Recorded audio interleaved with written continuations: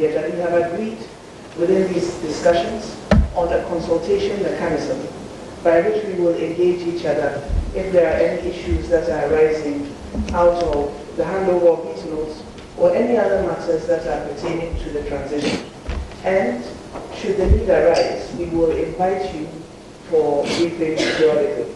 But it would be a briefing that is done and that is called at the behest of our two co-chairs who would then make any information that they consider that is important to put in the public domain available to ladies and gentlemen of the media. So we've agreed the working framework. We've completed the handover of the notes, and at this point the transition team now begins its work in earnest. We have been assured that we will receive that one as soon as possible. The important thing is that right now we have 39 of it, except the government machinery. We will be moving the 39 that we've received to the second stage while we wait for that exception that is coming through. Forgive me, but how crucial is that particular one, the Office of Government Machinery? It is a crucial one, as are many others.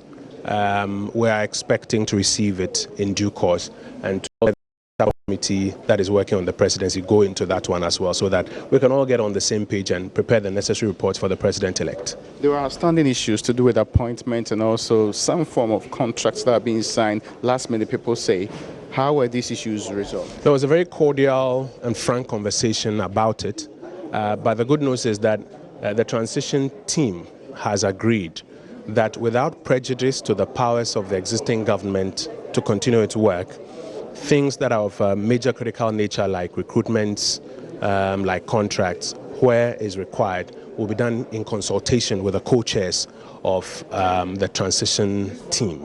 So I am of the hope that the kind of decisions that have been made here today, if followed, will resolve the kind of challenges that threaten to rear their heads at that time. And, okay, so the consultation will be at this particular level, as in the coaches having to confer on that. But would it be a consultation that can result in influencing the decision in any way? They will consult.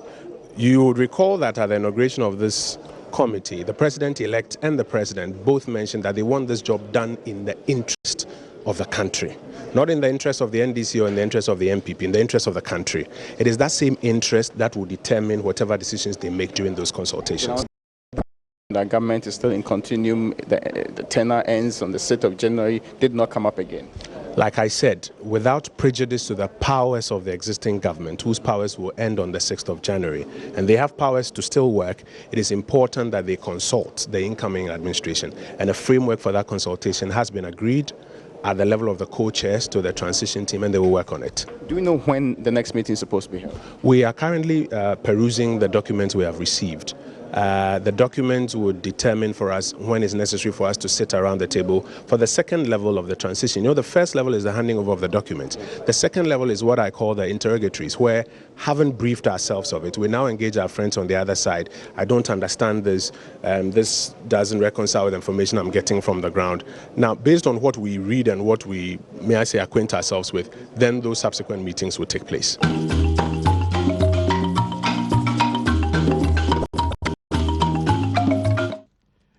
Multimedia need this year, very handsome, hard-working, affable, dynamic, young man, intelligent. Yeah, very intelligent.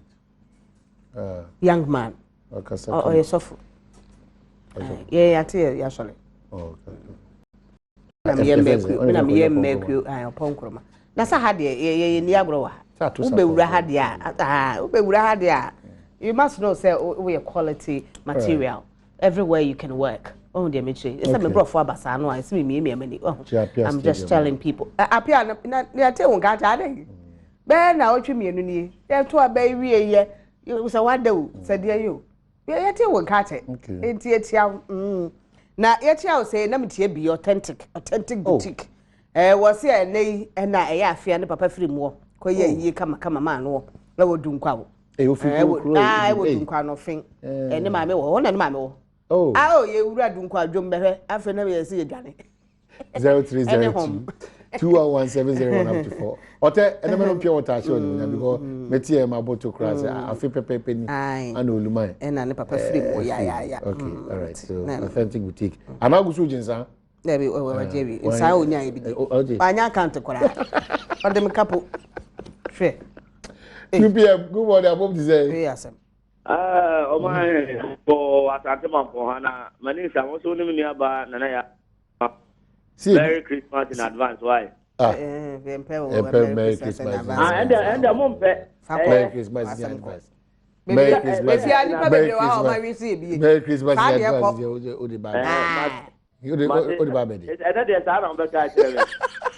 And you said that you put the anchor to no Zana from 4 from Zanka. Now, transition team and your mama, was a the boy, yeah, my Ghana.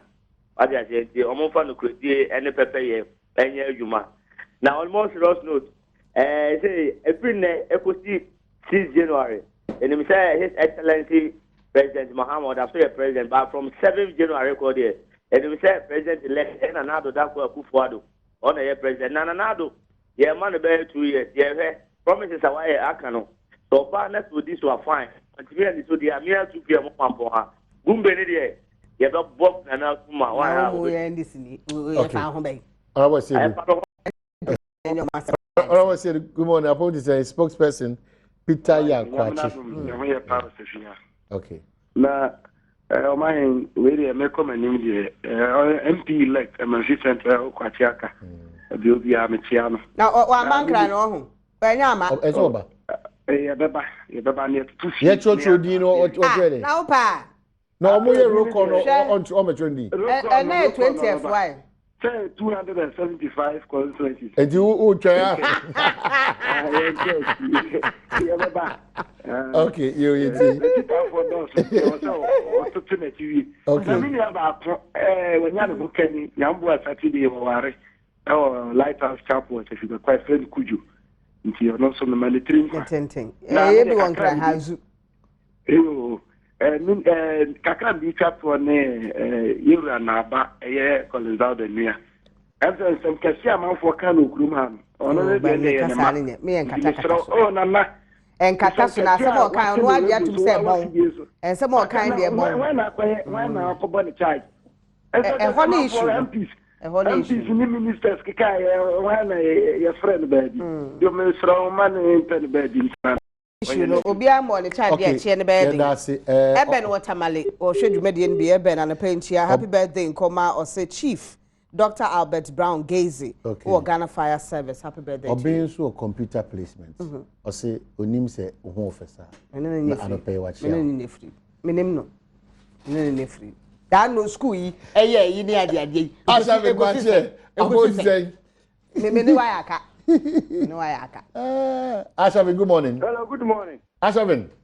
Yeah, my name is Asante. Let's say a year near that bay. You know, there's a catch or no, to watch why I pop up and Temo catch on so my Nanaya would try. Nanaya Duli, President elect Nana Akufado, Nanaya,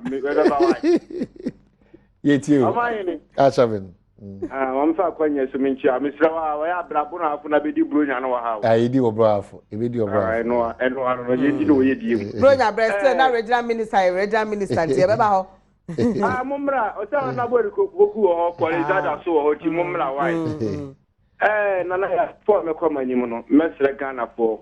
Okay, now, standing in a kind of CFO be a bonnie. To have blind about political talk at the same as you do. Can't tell me, but another tell the political talk there. Now, there will be a cabby, yes, to a body we are.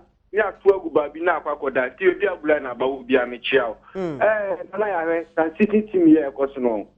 Maybe the so far so being good, no.